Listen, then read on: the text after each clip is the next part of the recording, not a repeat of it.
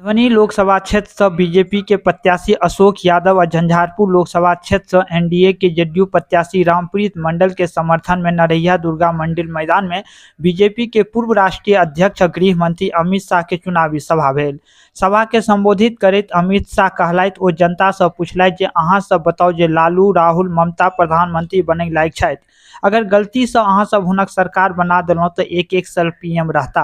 यह हुनक बीच डील भेल अछि। अमित शाह कहलथि लालू चारा शिक्षा रेलवे भूमि में घटोला केलथि। लालू के एकमात्र लक्ष्य अछि अपन बेटा के मुख्यमंत्री बनेनाइ।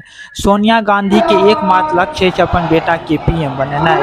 एहि लोक के पास न नेता अछि न विजन। जनता के भलाई सिर्फ नरेंद्र मोदी कऽ सकैत छथि। डंडी गठबंधन के सब नेता के राम मंदिर में बजायल गेल, लेकिन गंदा राजनीति के लऽ कऽ ओ नहि एला।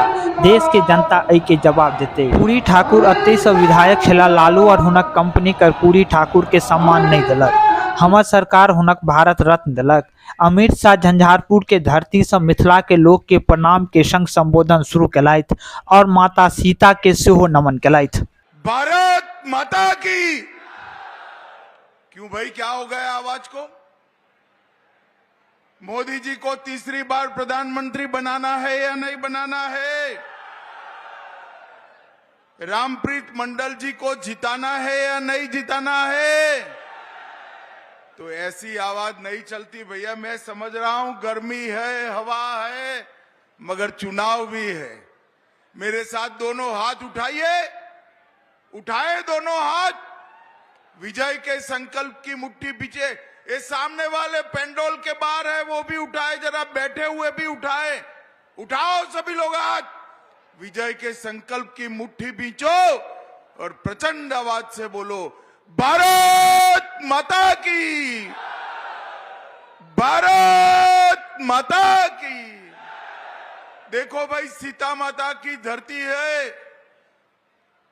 मैं जोर से प्रभु श्री राम का जयकारा लगाऊंगा, सभी लोग साथ देना है।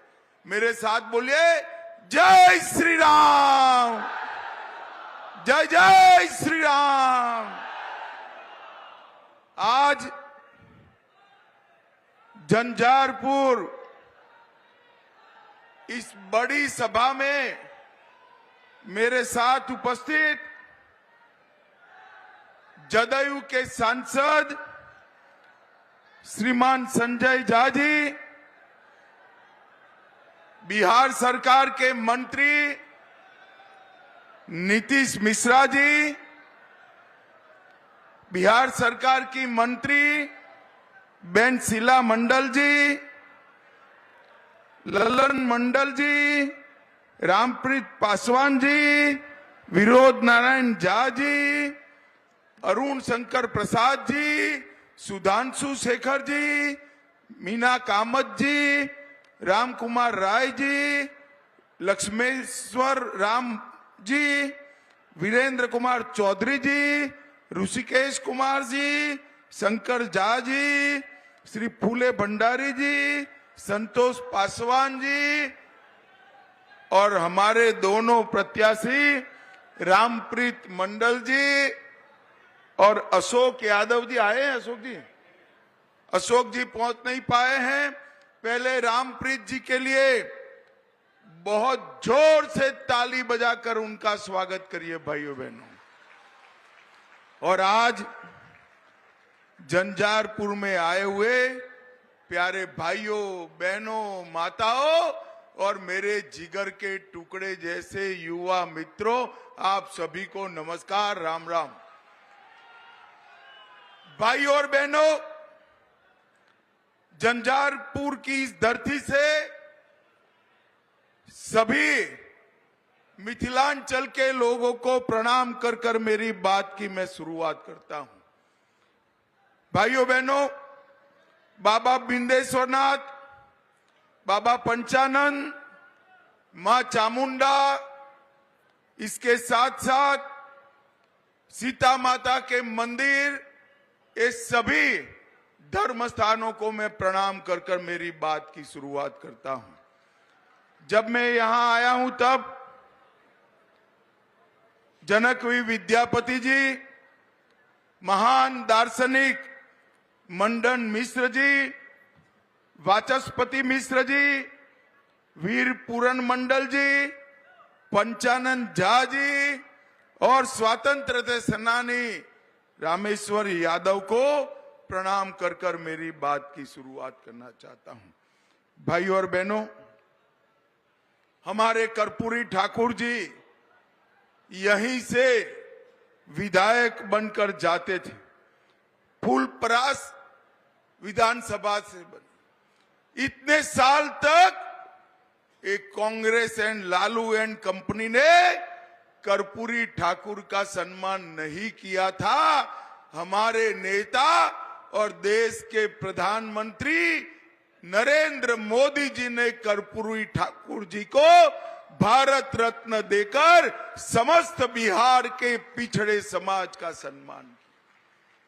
कर्पूरी ठाकुर जी ने इतने पिछड़े समाज से आते हुए जो लोकप्रियता हासिल की है, वो लोकप्रियता आज भी सबों की ईर्ष्या का कारण बनी हुई है। कर्पूरी ठाकुर जी ने भी गरीब के घर से आकर बिहार में गरीब, दलित, पिछड़े का आवाज बुलंद किया और नरेंद्र मोदी जी ने भी गरीब चाय बेचने वाले के घर पर जन्म लेकर पूरे देश भर में गरीबों के कल्याण का यज्ञ चालू किया है। भाइयों बहनों, यज्ञ आज नरेंद्र मोदी जी देश भर के पिछड़ा, गरीब, दलित, आदिवासी, वंचित उसके कल्याण के लिए काम करने वाले नेता के रूप में उभरे। भाई और बहनों, मोदी जी को तीसरी बार प्रधानमंत्री बनाना है ना भाई? जोर से बोलो, बनाना है ना? मैं इसका मतलब समझाता हूं। तीसरी बार प्रधानमंत्री बनाने का मतलब है बिहार के अंदर से जातिवाद को समाप्त कर देना, आगे मेरिट्स में राजनीति चले। तीसरी बार प्रधानमंत्री बनाने का मतलब है बिहार के अंदर से, देश के अंदर से भ्रष्टाचार को समाप्त कर देना। देश के खजाने की पाई पाई जिस पर गरीब का अधिकार है वो गरीब को मिले, ऐसा शासन लाने का मतलब है नरेंद्र मोदी को प्रधानमंत्री बनाना। भाइयों और बहनों, मैं आज यहां आया हूं तब झंझारपुर की इस विशाल सभा से देश भर के मतदाताओं को आज मैं पूछने आया हूं। ऐसा होने वाला नहीं है। मोदी जी का जीतना निश्चित है, मगर स्वप्न में भी सोच लो, ये घमंडिया गठबंधन, ये इंडी अलायंस अगर जीतता है तो देश का प्रधानमंत्री कौन बनेगा? इनके पास कोई नेता है क्या? जरा जोर से बोलो, है? मुझे बताओ, ये लालू यादव जी को देश का प्रधानमंत्री बना सकते हैं क्या? स्टालिन जी देश संभाल सकते हैं क्या? ममता बनर्जी संभाल सकती है क्या? ये राहुल बाबा के बारे में दूर दूर से भी सोच सकते हैं क्या? झंझारपुर वालों, अगर भगवान न करे इनमें से इंडिया अलायंस की सरकार आई तो इन्होंने कहा था एक एक साल हम प्रधानमंत्री पद बांट लेंगे। एक साल शरद पवार जी बनेंगे, एक साल लालू जी बनेंगे, एक साल ममता जी बनेगी, एक साल स्टालिन बनेंगे और कुछ बचा खुचा होगा तो राहुल बाबा बनेंगे। देश इस तरह से चल सकता है क्या? जोर से बोलो, चल सकता है क्या? देश पर कोरोना का संकट आया, इस देश के मजबूत नेतृत्व ने देश को संभाल कर बाहर निकाला। देश पर आतंकवाद का साया था। इस देश के मजबूत नेतृत्व ने, नरेंद्र मोदी जी ने बाहर निकाला देश को। देश में नक्सलवाद था, बिहार में भी था।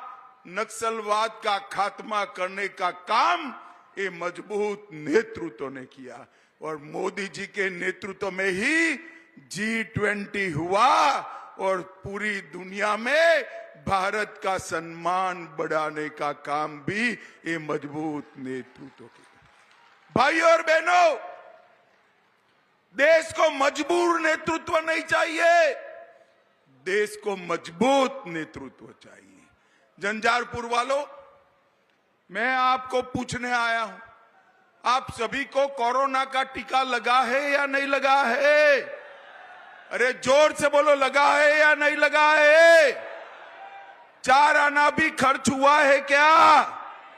मोदी जी ने कॉफी पिलाकर मुफ्त में टीका लगाया ना। छोटे बड़े गरीब धनवान सभी को लगाना भाई। मोदी जी ने 130 करोड़ टीके लगाकर भारत को कोरोना से सुरक्षित करने का काम हमारे नरेंद्र मोदी जी ने किया है।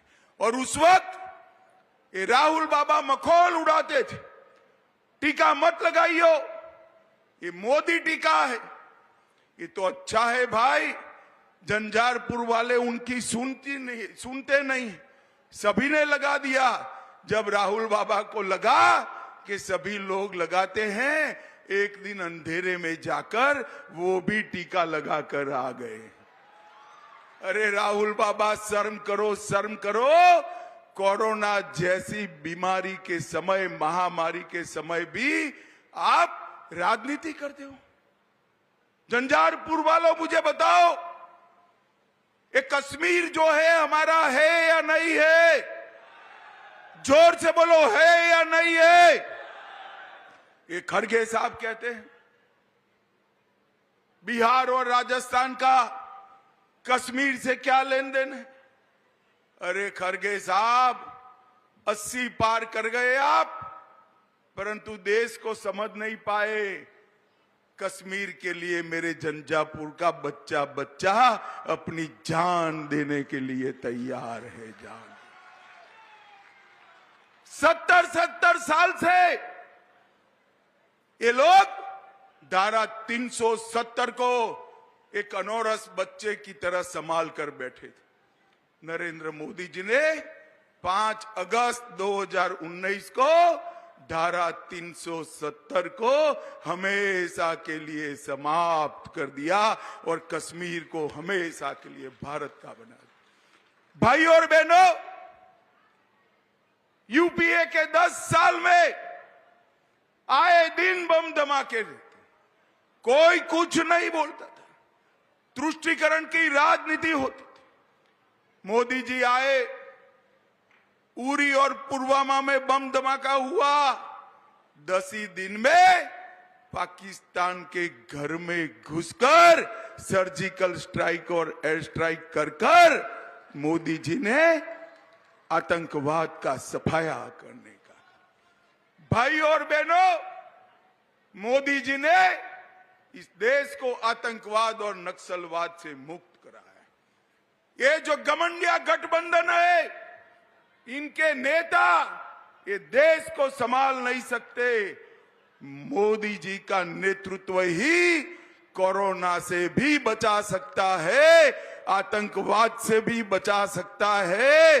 कश्मीर में शासन सुशासन मोदी जी ही स्थापित कर सकते। मुझे बताओ भाई, मैं सीता माता की धरती पर आया हूं, अयोध्या में राम मंदिर बनना चाहिए था या नहीं बनना चाहिए था? जोर से बोलो माताएं बहनें, विशेष जोर से बोले, बनना चाहिए था या नहीं बनना चाहिए? 70 साल तक राम जन्मभूमि को मसले को ये लटकाते रहे, अटकाते रहे, भटकाते रहे।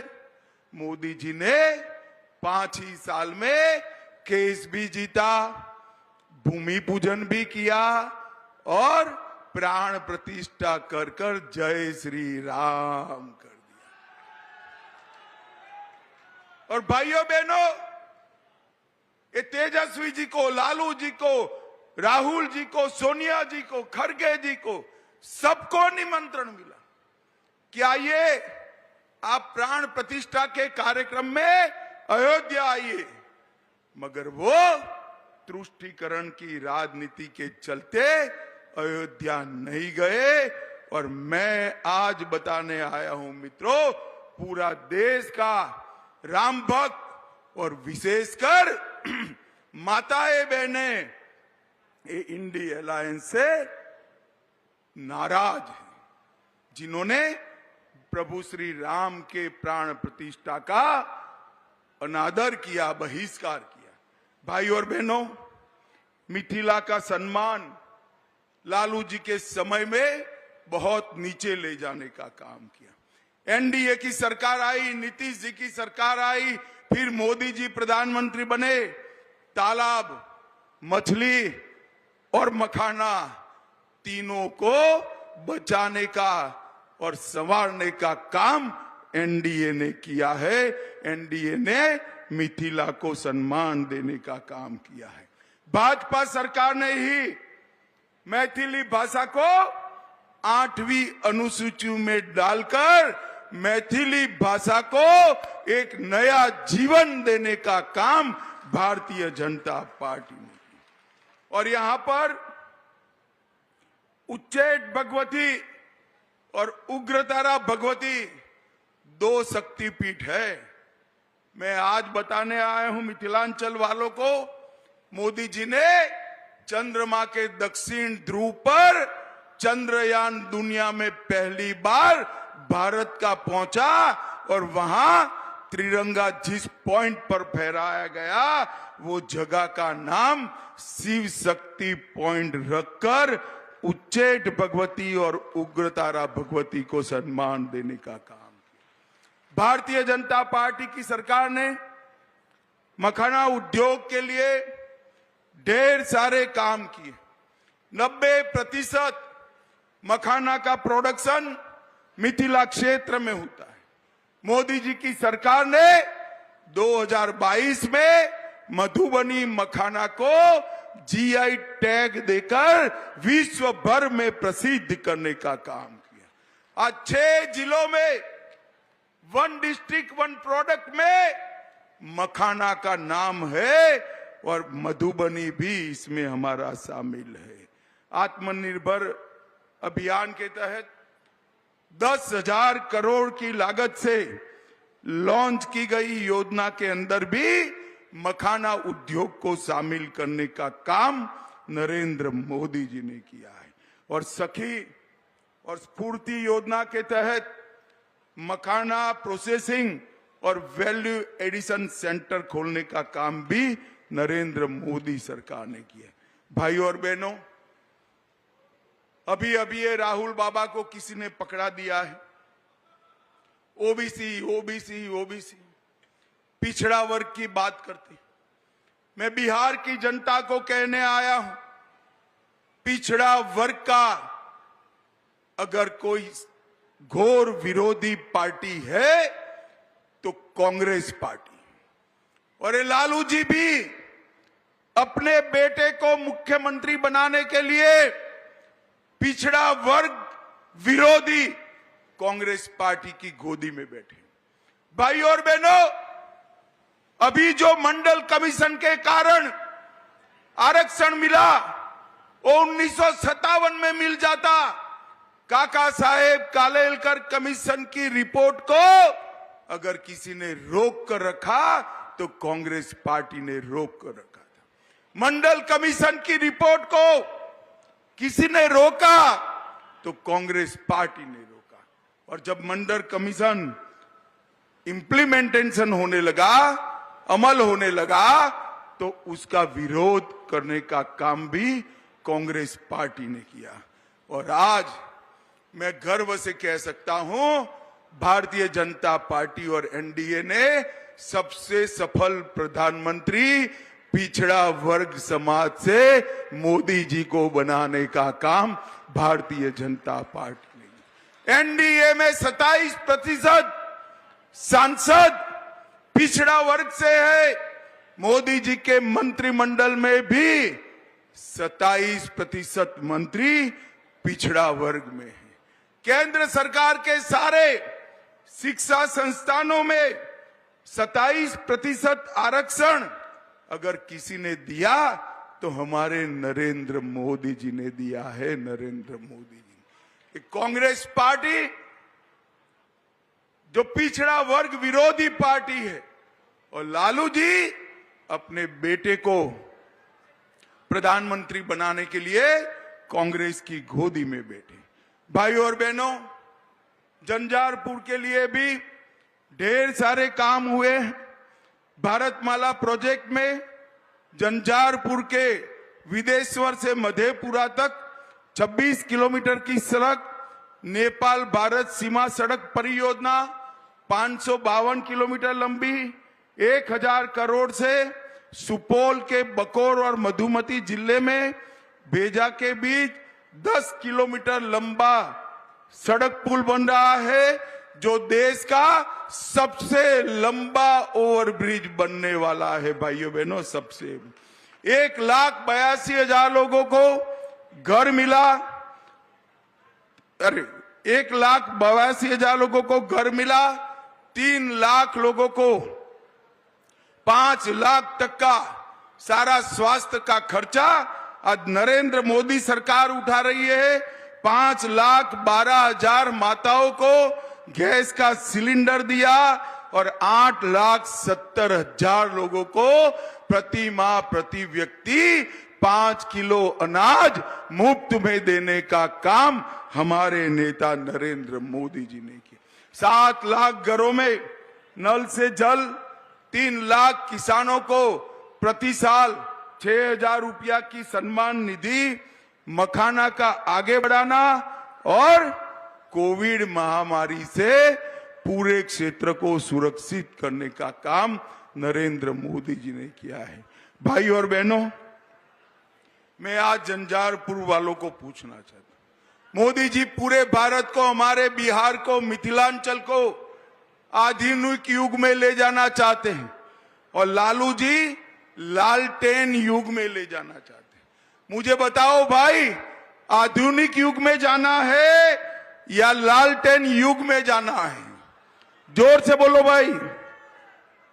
और ये लालटेन युग से एलईडी युग की यात्रा एक निर्णायक प्रधानमंत्री नरेंद्र मोदी ही कर सकते। भाइयों और बहनों, लालू जी के समय में ढेर सारे घपले, घोटाले, भ्रष्टाचार हुए और अब भ्रष्टाचारी पकड़े जाते हैं तो वो रोना शुरू करते हैं।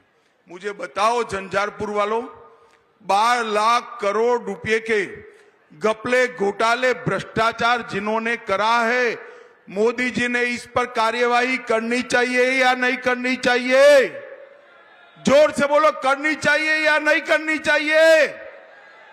मैं आज बिहार की जनता को बताने आया हूं, गरीबों की गाड़ी, कमाई का पैसा जिसने भी डकारा है उस पर कार्यवाही होगी, उसको जेल की सलाखों के पीछे डाल दिया जाएगा। जब जब मौका मिला, लालू जी याद करो, चारा घोटाला किया, कोबाल्ट मशीन खरीदने का घोटाला किया, कीटनाशक का घोटाला किया, शिक्षा घोटाला किया, मेगा घोटाला किया, नॉन बैंकिंग घोटाला किया, अलग तारा घोटाला किया, दवाओं में घोटाला किया और रेलवे की नौकरियों में और भूमि में भी घोटाला किया।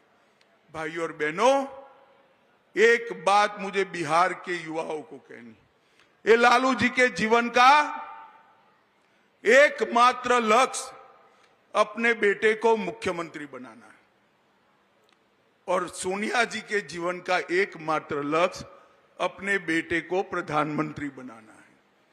भाइयों बहनों, बिहार के युवाओं, मुझे बताओ, जो अपने बेटे बेटियों के लिए काम करता हो, दामाद के लिए काम करता हो, वो आपका भला कर सकता है क्या? कर सकता है क्या? ये परिवारवादी पार्टियां कभी आपका भला नहीं कर सकते। इनके पास ना नेता है ना नीयत है। अगर बिहार का और देश का भला कोई कर सकता है तो हमारे प्रधानमंत्री नरेंद्र मोदी जी कर रहे हैं। नरेंद्र मोदी जी। भाई और बहनों, मैं यहां कहने आया हूं, मंडल जी को जिताइए आप। रामप्रीत जी आगे आइए जरा। रामप्रीत जी को भाजपा और जदयू दोनों ने मिलकर बड़े बहुमत से जिताना है। रामप्रीत जी के निशान तीर पर जो बटन दबाएंगे वो हर वोट नरेंद्र मोदी को प्रधानमंत्री बनाने के काम में आने वाला है। मित्रों, मुझे बताइए, रामप्रीत जी को प्रचंड बहुमत से जिताएंगे क्या? जोर से बोलो, जिताएंगे? मोदी जी को फिर से प्रधानमंत्री बनाएंगे?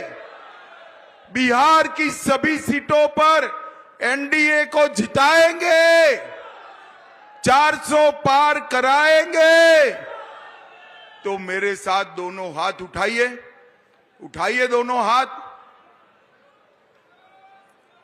विजय के संकल्प की मुट्ठी बीचो और प्रचंड आवाज से बोलो, भारत माता की, भारत माता की, वंदे वंदे वंदे।